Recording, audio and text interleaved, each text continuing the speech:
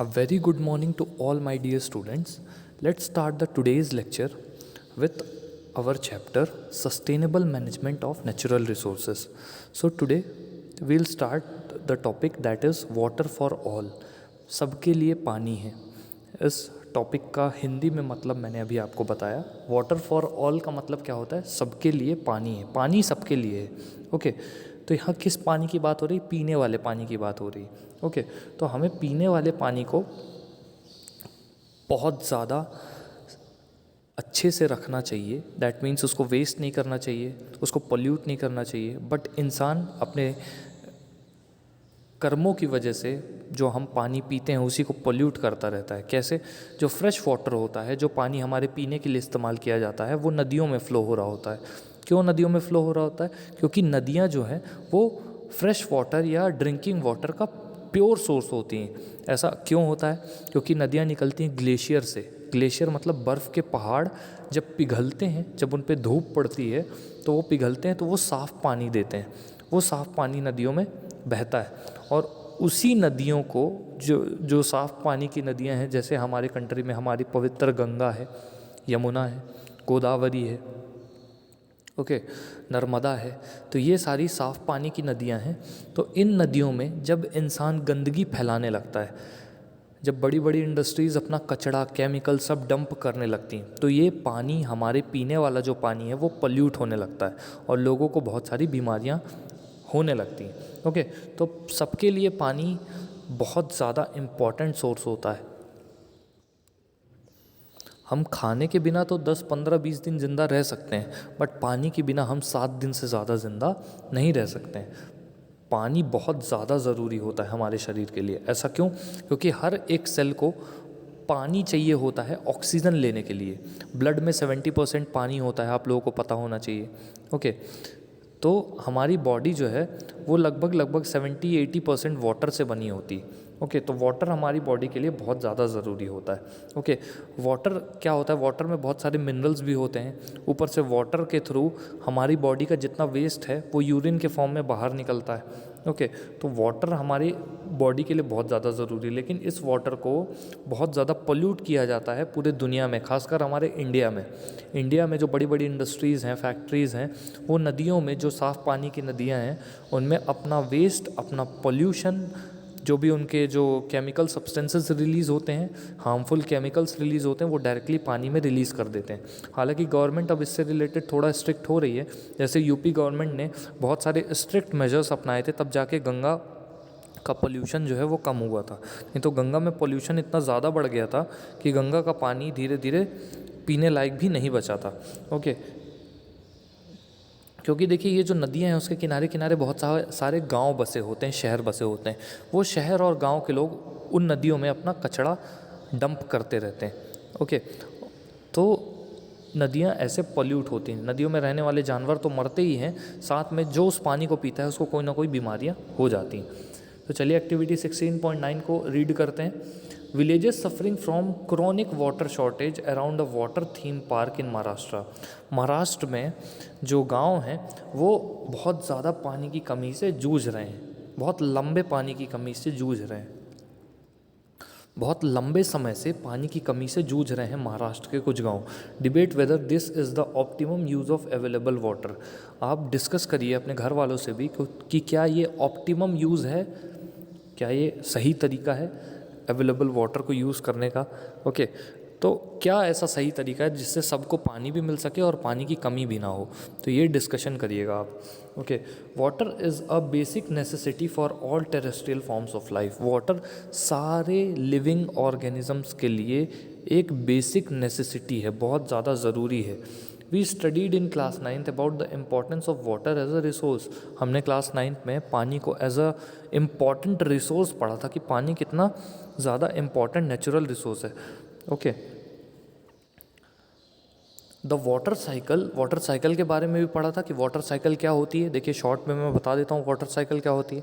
देखिए जो हमारे एरिया के आसपास जो नदियाँ हैं, नाले हैं, जो तालाब हैं, जो समुद्र हैं अगर हमारे घर के आसपास, तो जब वहाँ पर सूरज की रोशनी पड़ती है तो इवेपोरेशन प्रोसेस से पानी भाप बन के उड़ता है. वो पानी धीरे धीरे ऊपर बादल बन के इकट्ठा होने लगता है। जब वो बादल बहुत ज़्यादा भारी हो जाता है, जब वो वाटर को होल्ड नहीं कर पाता है, तो वो दूसरी जगह पर आकर के बरस जाता है। तो ये होता है वाटर साइकिल, मतलब पानी ज़मीन से उठा और ज़मीन में ही वापस गिर गया, तो एक साइकिल कंप्लीट हो गया। ये होता है वाटर साइकिल, मैंने शॉर्ट में बता दिया।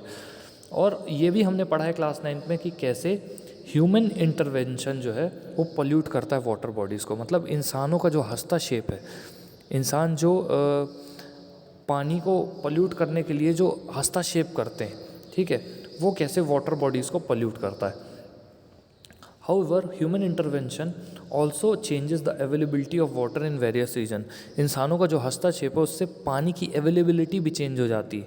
मतलब कहीं ज़्यादा पानी अवेलेबल था अगर, तो वहाँ पर इतनी ज़्यादा बोरवेल कर दी गई कि वहाँ जो ज़मीन के नीचे का ज़्यादा पानी था वो ख़त्म होने लगा धीरे धीरे।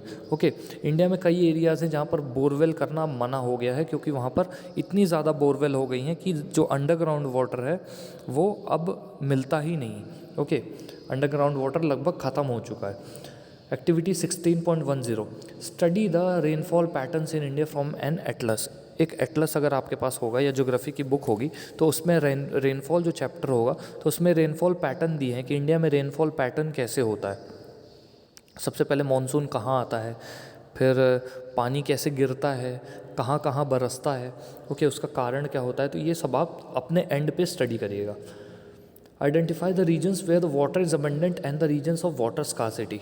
इन रीजन्स को आइडेंटिफाई करिए जहाँ पानी बहुतायत में मिलता है, जहाँ बहुत ज़्यादा पानी प्रेजेंट है, और उन रीजन्स को भी स्टडी करिए जहाँ पानी की कमी है। Okay, after the above activity would you be very surprise to learn that reasons of water scarcity are closely को related to the regions of acute poverty. आपको ये जानकर हैरानी होगी, जब आप ऊपर की एक्टिविटी को अच्छे से समझेंगे, पढ़ेंगे, तो आपको ये जानकर हैरानी होगी, यू विल बी सरप्राइज्ड, कि जिन एरियाज़ में पानी की बहुत ज़्यादा कमी है, जिन एरियाज़ में पानी की कमी है, उन्हीं एरियाज़ में गरीबी ज़्यादा होती है। जिन एरियाज़ में पानी की कमी है उन्हीं एरियाज़ में गरीबी ज़्यादा होती है। A study of rainfall pattern does not reveal the whole truth behind the water availability in various regions of India।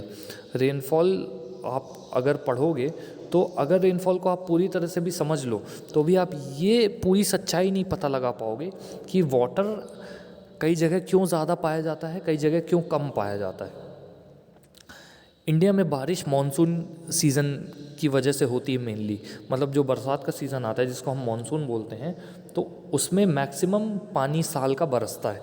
मतलब साल में जितना पानी गिरना चाहिए उसका मैक्सिमम पानी कब गिरता है, मॉनसून सीज़न में। बाकी थोड़ा बहुत ठंड में गिरता है, थोड़ा बहुत गर्मियों में भी गिरता है। ओके, बट मेनली कब गिरता है, मॉनसून में। This means that most of the rain falls in a few months of the year. इसका मतलब ये है कि ज़्यादातर जो बारिश है वो कब गिरती है, कुछ महीनों में गिरती है। मतलब जुलाई, अगस्त, सितंबर, अक्टूबर, ये जो 4 महीने हैं इनमें मॉनसून जो है आता है। ठीक है, तो ये नॉर्मल मैंने मॉनसून के मंथ्स बता दिए आपको। Despite nature's monsoon bounty, failure to sustain water availability underground has resulted largely from the loss of vegetation cover, diversion of high water demanding crops and pollution from industrial effluents and urban waste. तो देखिए, monsoon भले ही बहुत ज़्यादा पानी बरसाता हो, but फिर भी जो अंडरग्राउंड वाटर है, जो ज़मीन, जो मिट्टी है, वो पानी को सोख लेती है। जो बारिश होती है उससे मिट्टी पानी को सोख लेती है और उस पानी को ज़मीन के नीचे पहुंचा देती है। ठीक है, वही पानी प्लांट्स वगैरह यूज़ करते हैं, ठीक है, अपने लिए, या फिर वो पानी नीचे अंडरग्राउंड सोर्सेज में चला जाता है। ठीक है, तो अब इस पानी की भी कमी हो रही जो अंडरग्राउंड में चला जाता है। ठीक है, तो बहुत सारे इरिगेशन मेथड लाए गए हैं, जैसे डैम बनाए जाते हैं ताकि आसपास के जो खेत हैं उनमें सिंचाई की जा सके। टैंक्स बनाए जाते हैं, बहुत सारी नहरें बनाई जाती, कैनाल बनाई जाती हैं ताकि आसपास का जो खेत है, आसपास जो फसल लगी हुई है उसकी सिंचाई की जा सके। These were generally local interventions managed by local people and assured that the basic minimum requirement for both agriculture and daily needs were met throughout the year। तो ये सारे इंतज़ाम यानी डैम, कैनाल, टैंक्स, ये सब इसलिए बनाए जाते हैं ताकि जो लोकल लोग हैं उनकी थोड़ा बहुत रिक्वायरमेंट पूरी हो सके पानी की। ठीक है, The use of this stored water was strictly regulated and optimum cropping patterns based on the water availability were arrived at on the basis of decades, centuries of experience. तो ये जो वाटर की अवेलेबिलिटी है, cropping pattern है, मतलब कौन सी फसल को कितना पानी लगता है, तो ये सब बहुत सदियों से चला आ रहा है और ये पीढ़ी दर पीढ़ी चला आ रहा है कि सिंचाई के क्या क्या तरीके इस्तेमाल करने हैं। ठीक है, ये सदियों से चला आ रहा है कि जो पानी की अवेलेबिलिटी है उस पे क्रॉपिंग पैटर्न डिपेंड करता है। मतलब अगर ज़्यादा पानी अवेलेबल होगा आसपास तो वहाँ पर ज़्यादा पानी वाली फसलें लगाई जाएंगी, ऐसे क्रॉप्स लगाए जाएंगे जो ज़्यादा पानी एब्जॉर्ब करते हैं, जैसे मेज़ हो गया, मतलब कॉर्न। ओके, तो कॉर्न वगैरह ज़्यादा ज़्यादा वाटर एब्जॉर्ब करते हैं, ये ऐसे क्रॉप्स होते हैं। ठीक है, the maintenance of these irrigation systems was also a local affair. In irrigation systems को मैनेज करना भी एक लोकल अफेयर है, मतलब ये लोकल लोगों की बात है, इनका मैनेजमेंट लोकल लोगों के हाथ में होता है। The arrival of British changed the system and it change many other things. British आए, इस सिस्टम को उन्होंने चेंज किया और इस सिस्टम के साथ साथ बहुत सारी चीज़ों को उन्होंने चेंज किया। The conception of large scale projects, जैसे बड़े बड़े डैम, बड़ी बड़ी कैनाल जो बहुत लंबी डिस्टेंस में पानी को भेजते हैं।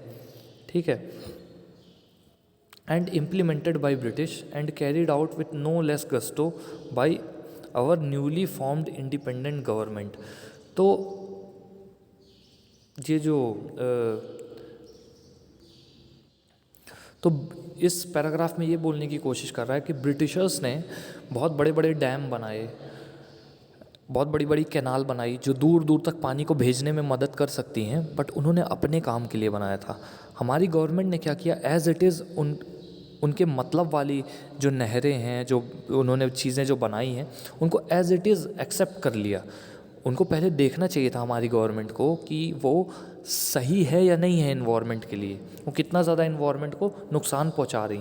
ओके, तो हमारी गवर्नमेंट ने पूरी रुचि के साथ उसी को एक्सेप्ट कर लिया, पूरे गस्तों के साथ उसको एक्सेप्ट कर लिया जो ब्रिटिशर्स ने बनाया था। उनमें अपने मन से कोई भी जांच पड़ताल नहीं की कि ये पानी जो इन्होंने डैम्स वगैरह बना दिए हैं तो क्या नदियों पे इसका क्या प्रभाव पड़ेगा, नदियों का नेचुरल फ्लो ख़त्म हो जाएगा। ओके, तो ये सारी चीज़ें, these mega projects led to the neglect of local irrigation method. ये जो बड़े बड़े मेगा प्रोजेक्ट आ गए, इससे जो लोकल इरिगेशन मेथड थे, जो गांव के लोग नॉर्मल तरीके यूज़ करते थे इरिगेशन के, वो सारे तरीके ख़त्म हो गए। And the government also increasingly took over the administration of these systems leading to the loss of control over the local water sources by the local people. अब जो गांव के लोग हैं, जो बेचारे लोकल लोग हैं, जो डिपेंड करते थे उस पानी पे अपने खेतों की सिंचाई करने के लिए, अब उनको भी सरकार से पूछना पड़ता है। ओके, उनको ये लोकल पानी भी अब अवेलेबल नहीं होता है। ओके, अब चलिए कुल्स की बात करते हैं। हिमाचल प्रदेश में कुल्स क्या होते हैं। Parts of Himachal Pradesh had evolved a local system of canal irrigation called kuls. Canal मतलब नहरों के थ्रू सिंचाई करने का एक अच्छा तरीका बना लिया था हिमाचल प्रदेश के कुछ कुल्स ने। कुल्स वहाँ के लोकल लोग होते हैं। ओके, लगभग 400 साल पहले ये तरीका इजाद किया गया था कि कुछ कैनाल्स बना ली जाएं जो पानी को सप्लाई करें खेती के लिए।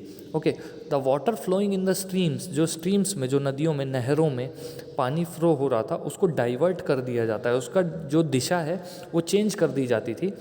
ठीक है, और वो पानी मोड़ दिया जाता था बहुत सारे गांव की तरफ। तो उससे क्या होता था, गांव में पानी की सप्लाई बनी होती थी।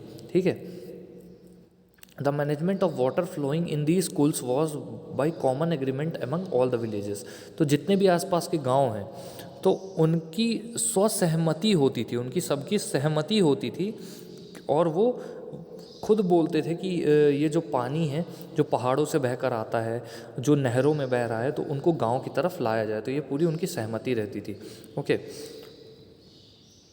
These schools were managed by 2 or 3 people who were paid by the villagers. तो ये जो कुल्स हैं ये 2 या 3 लोगों द्वारा मैनेज किए जाते थे। ओके, और पूरे गांव वाले इन 2-3 लोगों को पैसे देते थे जो ये कुल्स को मैनेज करते थे। मैनेज मतलब मरम्मत इनकी करना, देख रेख करना कि प्रॉपर पानी पहुंच रहा है कि नहीं।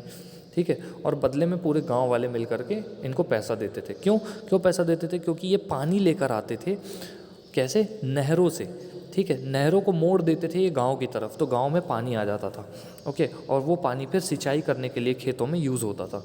इन addition to irrigation, water from these kuls also percolated into the soil and fed springs at various points.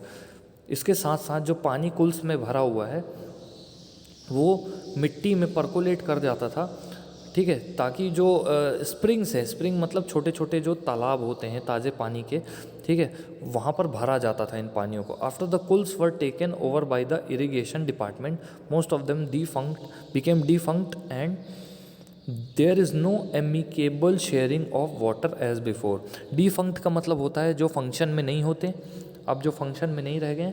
और एमिकेबल का मतलब होता है सौहार्दपूर्ण, सौहार्दपूर्ण का मतलब होता है फ्रेंडली। ओके, तो क्या होता था कि जब से ये जो कुल्स हैं ये इरिगेशन डिपार्टमेंट ने अपने हाथ में लिए हैं, मतलब इसको भी सरकार ने अपने हाथ में ले लिया, तो लोकल लोगों को इसका पानी यूज़ करने की इजाज़त अब नहीं है, ठीक है। तो पहले के जैसे अब ये फ्रेंडली तरीके से पानी को यूज़ नहीं कर सकते हैं। ओके, चलिए अब डैम्स की बात करते हैं। डैम्स मतलब होते हैं बांध। ओके, बांध कहाँ बनाए जाते हैं? नदियों में बनाए जाते हैं। डैम क्यों बनाए जाते हैं? दो कारण होते हैं, एक तो इलेक्ट्रिसिटी जनरेट करने के लिए और दूसरा बहुत सारा पानी स्टोर करने के लिए, ठीक है। ये पानी को क्यों स्टोर करते हैं? ताकि आसपास जो कैनाल हैं, डैम से जुड़ी हुई जो कैनाल हैं, उनमें पानी को भेजा जा सके। Okay, why do we seek to build dams? हम डैम्स को क्यों बनाते हैं? Large dams can ensure the storage of adequate water not just for irrigation but also for generating electricity. जो बड़े बड़े डैम्स होते हैं वो ना केवल सिंचाई के लिए पानी को स्टोर करके रखने का काम करते हैं, बल्कि उस डैम से बिजली भी बनाई जाती है। कैसे बिजली बनाई जाती है? बहुत ही ऊंचाई से टरबाइन में पानी गिराया जाता है और टरबाइन घूमती है, जनरेटर घूमता है, डायनमो घूमता है, जिससे इलेक्ट्रिसिटी पैदा होती है। ये आपने सोर्सेज ऑफ एनर्जी चैप्टर में पढ़ा है। Okay, The canal system leading from these dams can transfer large amount of water over great distances. जो कैनाल यानी जो नहरें बना दी जाती हैं, क्या होता है, जो बड़े बड़े डैम होते हैं उससे नहरें बना दी जाती हैं, तो उन नहरों में बहुत दूर दूर तक पानी को भेजा जा सकता है। ऐसी जगह भी भेजा जा सकता है जहाँ पर पानी मौजूद नहीं होता है। इंदिरा गांधी जो कैनाल है, जो बनाई गई है इंदिरा गांधी कैनाल, वो पंजाब से पूरे राजस्थान को पानी सप्लाई करती है। सोचिए, राजस्थान में पानी की बहुत ज़्यादा कमी होती है, आपको भी पता है, तो वहाँ पर इंदिरा गांधी कैनाल पंजाब से राजस्थान तक पानी को सप्लाई करती, पूरे राजस्थान को वो पानी पहुँचाने का काम करती। तो कैनाल आप खुद सोच सकते हैं कितनी ज़्यादा बेनिफिशियल होती, कितनी ज़्यादा ज़रूरी होती। ओके, और कैनाल के थ्रू पानी को एक दिशा से दूसरी दिशा पर भेजा जा सकता है। ज़रूरी नहीं है कि वहाँ पर पानी मौजूद हो, बट कैनाल बना देते हैं तो जहाँ पर पानी ज़्यादा होता है वहाँ से पानी कैनाल में डाल दिया जाता है, उन नहरों में डाल दिया जाता है और नहरों से पानी हर जगह पहुँच जाता है। Okay, for example Indira Gandhi canal has brought greenery to considerable areas of Rajasthan. Indira Gandhi canal की वजह से राजस्थान में हरियाली आ गई। पहले राजस्थान एकदम उजड़ा हुआ रहता था, लेकिन जब से इंदिरा गांधी कैनाल बनी है तब से राजस्थान में क्या आ गई है? हरियाली आ गई। Okay, however mismanagement of water has largely led to the benefits being cornered by a few people. हालांकि जो मिसमैनेजमेंट होता है, ओके, जैसे प्रॉपरली यूज़ होना चाहिए पानी वैसे यूज़ नहीं होता है, जिसके कारण बहुत ज़्यादा लॉस भी होता है पानी का। Okay, there is no equitable distribution of water. कोई न्यायोचित तरीका नहीं है वाटर को बांटने का, इक्वल डिस्ट्रीब्यूशन नहीं है किसी भी तरह वाटर का। Okay, 10 people close to the source grow water intensive crops like sugarcane and rice while people farther downstream do not get any water. तो क्या होता है कि जैसे डैम है, डैम के आसपास के जो लोग हैं, जो रहते हैं, जिनका गांव है डैम के आसपास, तो वहाँ उस गांव के लोग, उन गांव के लोग जो है वो पानी वाली फसलें लगा लेते हैं, जैसे शुगर केन लगा लिए जिसमें ज़्यादा पानी लगता है, क्योंकि वो डैम के पास में है, उनको पानी वहाँ से मिल जाता है। ठीक है, उन्होंने शुगर केन लगा लिया, राइस लगा लिया, बट जो डैम से दूर हैं उनको पानी नहीं मिल पाता है। ठीक है, तो वो किसी भी तरह की खेती जो है आसानी से नहीं कर सकते। The woes of these people who have been promised benefits which never arrived had added to the discontentment among the people who have been displaced by the buildings of the dam and its canal network. अब देखिए dam वगैरह बनाने के लिए, canal वगैरह बनाने के लिए बहुत से लोगों के गांव उजाड़े गए हैं, बहुत से लोगों को घर जो है वो हटाए गए हैं। तो उन लोगों को सरकार ने प्रॉमिस किया था कि आप लोगों के लिए पानी का इंतज़ाम किया जाएगा, बट ऐसा कुछ हुआ नहीं, जिससे लोग बहुत ज़्यादा नाराज़ हैं। ओके, क्योंकि उनको जो प्रॉमिस किया गया है कि आप लोगों के लिए पानी का सोर्स जो है वो हम बनाएंगे, तो वो प्रॉमिस पूरा नहीं कर पाई है सरकार। In the previous chapter, we mentioned the reasons for opposition of the construction of large dams such as Tehri Dam on the river Ganga. You must have read about the protest of the Narmada Bachao Andolan about raising the heights of Sardar Sarovar Dam on the river Narmada. आपने newspapers में, news में बहुत सारे ऐसे चर्चे सुने होंगे, जैसे बड़े बड़े डैम्स को नहीं बनाना है क्योंकि जो नॉर्मल नदियों का फ़्लो है, नेचुरल फ़्लो है, वो रुक जाता है। जैसे तहरी डैम जो रिवर गंगा पर बन रहा है, तो उसको बढ़ाने की बात चल रही थी, तो नहीं बनाना है, नहीं बढ़ाना है उसको, ठीक है। नर्मदा बचाओ आंदोलन बहुत ज़्यादा प्रोटेस्ट, बहुत बड़ा प्रोटेस्ट हुआ था ये, क्योंकि नर्मदा को पॉल्यूट किया जा रहा था, ठीक है। सरदार सरोवर डैम की हाइट बढ़ाने को बोला गया था। नर्मदा पर जो सरदार सरोवर डैम है उसकी हाइट बढ़ाने बोला गया था। अगर उसकी हाइट बढ़ा दी जाएगी तो नर्मदा का फ़्लो और धीमे हो जाएगा, तो इसलिए इसके अगेंस्ट लोगों ने प्रोटेस्ट किया था। Criticisms about large dams address 3 problems in particular. 3 problem होती हैं बड़े बड़े डैम्स बनाने के कारण। 3 बड़ी प्रॉब्लम होती है। कौन कौन सी? सोशल प्रॉब्लम होती है, दूसरी इकोनॉमिक प्रॉब्लम होती है। सोशल प्रॉब्लम कैसी? लोगों को प्रॉब्लम हो जाती है। ओके, लोगों को कैसे प्रॉब्लम हो जाती है? क्योंकि जहाँ पर डैम वगैरह बन रहा होता है वहाँ से लोगों को खदेड़ कर दूसरी जगह पर भगा दिया जाता है और उनको किसी भी तरह का कोई मुआवजा वगैरह भी नहीं दिया जाता है। उनको प्रॉमिस किया जाता है कि आपको पीने का पानी मिलेगा, ये मिलेगा, लेकिन वो प्रॉमिसेस सरकार पूरे नहीं कर पाती। ओके, बट देखिए अब धीरे धीरे चीज़ें पूरी हो रही हैं, धीरे धीरे काम किया जा रहा है। ओके, अगले ये इकोनॉमिक प्रॉब्लम, मतलब वो डैम बनाने में बहुत ज़्यादा पैसे खर्च होते हैं, ठीक है। और तीसरी क्या है? Environmental problem. जो इन्वायरमेंट है उसको बहुत ज़्यादा नुकसान पहुंचता है, बहुत ज़्यादा लॉस होता है इन्वायरमेंट को, ठीक है। तो चलिए सोशल प्रॉब्लम पे पहले गौर करते हैं। Social problem because they displace large number of pageants and tribals. जो आसपास के लोग हैं, जो पेजेंट्स हैं, जो किसान हैं, जो आसपास के लोकल पीपल हैं, जो आदिवासी हैं, उनको उनके घर को वहाँ से हटा दिया जाता है। जब डैम वगैरह बनता है तो उनके घर वगैरह को वहाँ से हटा दिया जाता है, ठीक है। और प्रॉपर उनको कंपेंसेशन और उनके रहने की व्यवस्था नहीं की जाती सरकार द्वारा, ठीक है। इकोनॉमिक प्रॉब्लम, क्योंकि बहुत ज़्यादा पैसा लगता है डैम वगैरह बनाने में, ठीक है। और जितना ज़्यादा पैसा खर्च हो जाता है उतने ज़्यादा बेनिफिट मिलते नहीं, ठीक है, उतना ज़्यादा रिटर्न मिलता नहीं। इन्वायरमेंटल प्रॉब्लम भी होती है क्योंकि डिफॉरेस्टेशन होता है, बायोडाइवर्सिटी का लॉस होता है। जहाँ पर डैम बन रहा होता है वहाँ के पूरे पेड़ों को काटा जाता है, डिफॉरेस्टेशन होता है, वहाँ रहने वाले जंगली जानवर सब धीरे धीरे ख़त्म होने लग जाते हैं। Okay, The people who have been displaced by various development projects are largely poor tribals who do not get any benefits from these projects and are alienated from their lands and forests without adequate compensation. तो क्या होता है, जिन लोगों को ये बोल करके हटाया जाता है कि यहाँ पर बड़ी इंडस्ट्री बनेगी, यहाँ पर डैम बनेंगे, यहाँ फैक्ट्री बनेगी, ठीक है, उससे आप लोगों को वहाँ पर नौकरी मिलेगी, फ़ायदा मिलेगा, तो आप लोग अपनी ज़मीन दे दो, तो उन लोगों को बेवकूफ़ बनाया जाता रहा है अभी तक। उनको वहाँ से खदेड़ कर भगा भी दिया जाता है, उनको किसी तरह का कोई बेनिफिट नहीं दिया जाता है, वो बेचारे गरीब रह जाते हैं। ओके, तो ये सब होता है इंडिया में। The oustees of Tawa dam built in 1970 are still fighting for the benefit they were promised. जो लोग थे, जो तवा डैम बनाने की वजह से जिनका घर जो है उजाड़ दिया गया था और उनको बोला गया था कि घर रहने की व्यवस्था करेगी सरकार, तो ऐसा कुछ नहीं किया गया है और वो अभी भी अपने हक के लिए लड़ रहे हैं, ठीक है। अब वाटर हार्वेस्टिंग की बात करते हैं। वाटर हार्वेस्टिंग क्या होता है? पानी को बचा कर रखना, पानी को बार बार यूज़ करके रखना। कैसे? देखिए, जैसे जो राजस्थान वगैरह है वहाँ पर क्या किया जाता है, जहाँ पर पानी की कमी होती है उन एरियाज़ में क्या किया जाता है, जो बाथरूम वगैरह है जहाँ पर पानी यूज़ किया जाता है, तो नीचे एक स्टोरेज टैंक बना लिया जाता है, तो पूरा पानी उस टैंक में स्टोर हो जाता है, ठीक है, जो पानी बाथरूम से निकला सीधे स्टोर हो जाता है। ओके, तो जब हम नहाते हैं या बर्तन वगैरह धुलते हैं तो वो पूरा पानी जो है वो वहाँ पर स्टोर हो जाता है, वो वापस से दूसरे काम के लिए यूज़ कर दिया जाता है। तो एक छोटा सा वाटर हार्वेस्टिंग का एग्जाम्पल है। चलिए अब हम रीड करते हैं वाटर हार्वेस्टिंग यहाँ पर कैसे की जाती है। Watershed management emphasizes scientific soil and water conservation in order to increase the biomass production। देखिए वाटरशेड मैनेजमेंट क्या होता है, ये जोर डालता है सॉइल और वाटर कंजर्वेशन पे। ठीक है, सॉइल और वाटर कंजर्वेशन मतलब क्या होता है, मिट्टी को उपजाऊ बनाकर रखना और पानी को मिट्टी में बचा कर रखना, जिससे क्या होता है जो फसलें होंगी, जो बायोमास होगा वो ज़्यादा होगा, जो फसलें होंगी वो अच्छी होंगी, बायोमास ज़्यादा होगा। इनका मेन एम क्या है, to develop primary source of land and water.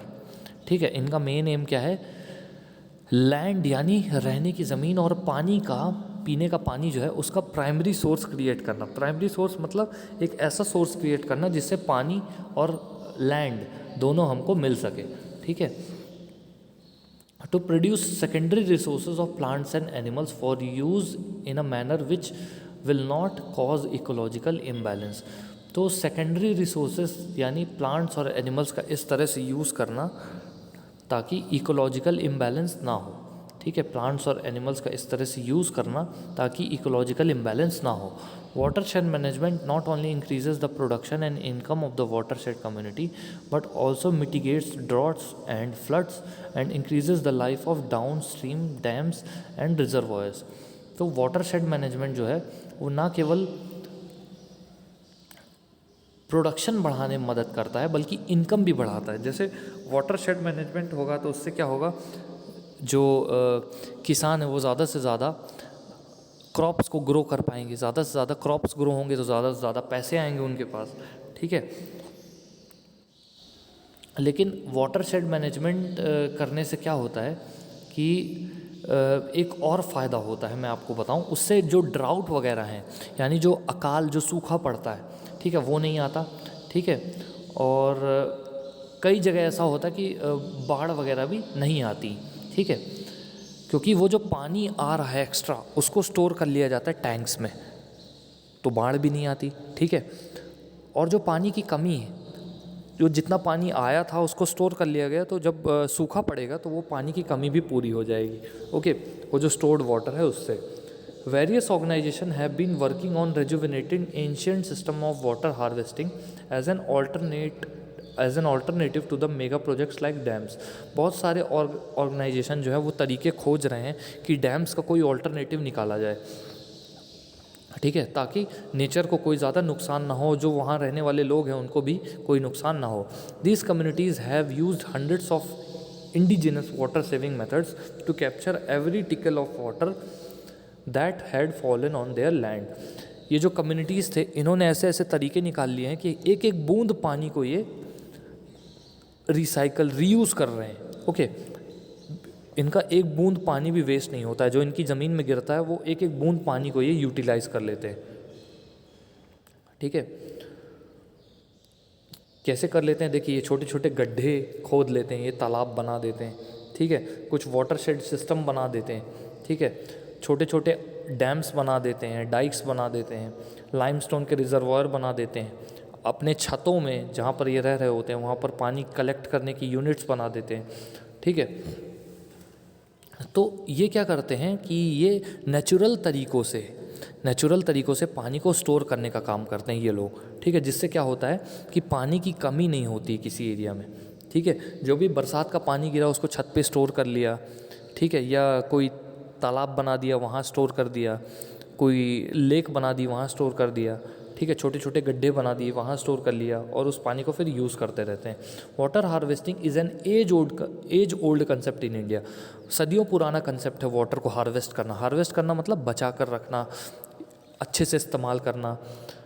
खाड़िन्स, tanks and nadis in Rajasthan, bandharas and tals in Maharashtra, bundhis in Madhya Pradesh and Uttar Pradesh, ahars and pines in Bihar, kuls in Himachal Pradesh, ponds in Kandi belt of Jammu region, eris in Tamil Nadu, surangas in Kerala, kattas in Karnataka are some of the ancient water harvesting including water conveyance structure still use today.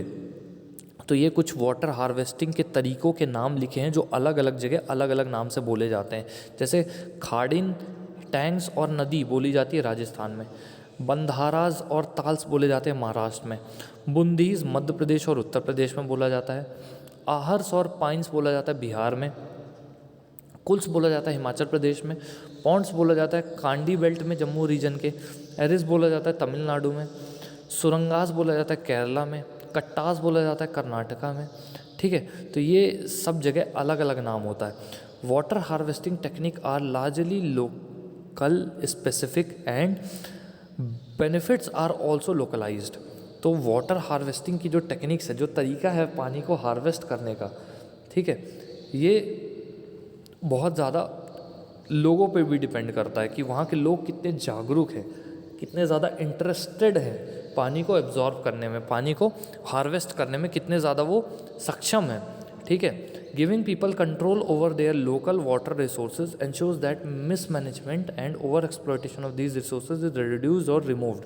अब देखिए, suppose एक बहुत बड़ी नदी है, उसके अगल बगल जितने भी गांव हैं उन गांव वालों को ये जवाबदारी दे दी जाए कि आप लोगों को इस नदी को साफ़ सुथरा बनाकर रखना है, उसके सरकार पैसे देगी।